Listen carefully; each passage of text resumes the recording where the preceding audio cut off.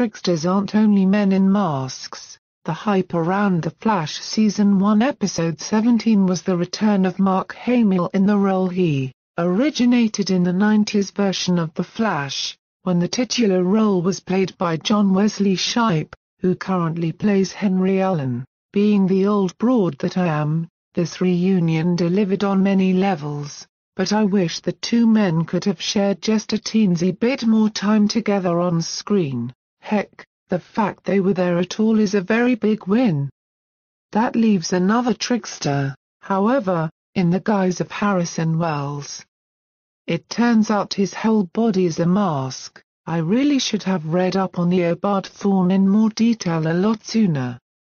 But first up, the campier tricksters, because it's kind of hard to ignore the fact that it happened, even though in the end it was a bit overshadowed by the overarching theme of the Reverse Flash, and Eobard Thawne, not to mention his forefather, perhaps, Eddie Thawne, being informed of the identity of the Flash. As I watched James Jesse sniffing his Twizzlers and humming and hawing about an impostor taking over his enterprise, it occurred to me he knew exactly what was going on. That was cemented when his lair was infiltrated. It never occurred to me they would dare latch onto the iconic line "I am your father." However, any true Mark Hamill fan had to be squirming in their chair as that presented itself. Barry was very worried about his father as he was captured by the tricksters. Now that his eyes are open to Wells as the Reverse Flash, he can't see past it,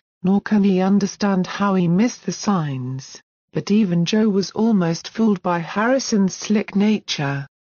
In the meantime, Barry is being snarky toward Harrison and making faces behind his back. Despite Harrison's act that he isn't aware, he must know they're onto him.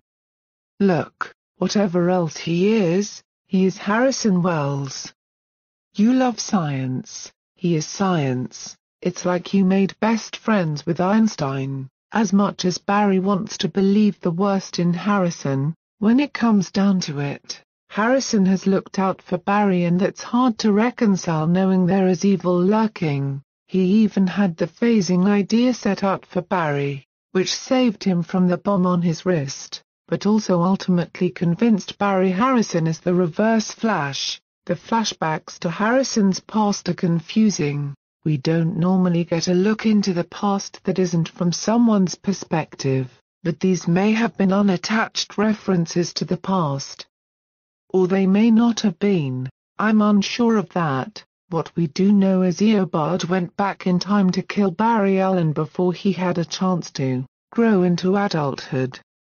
Why he chose such a young age to kill him is unknown. If Harrison Wells and Tess Morgan didn't bring the particle accelerator online until 2020, in the original, unmarred timeline, then Eobard could have waited until Barry was older and alone to kill him. He didn't, and that apparently caused more problems than Eobard anticipated, leaving him trapped. Needing the accelerator early, he chose to kill Harrison and don his physical appearance. He probably caused the car accident too, now that I think about it. When the police arrived and Eobard climbed out of the car in his new body and recited Harrison's name, he seemed shocked. I think that was a result of leftover emotions, if not memories, from Harrison. I cannot imagine another reason for him having what appear to be genuine feelings, not only for the deceased Tess, but the people at Star Labs. Eobard, from what I gather, is nuts. He was cold and calculating when he set about his plans for Nora and again with Harrison Wells.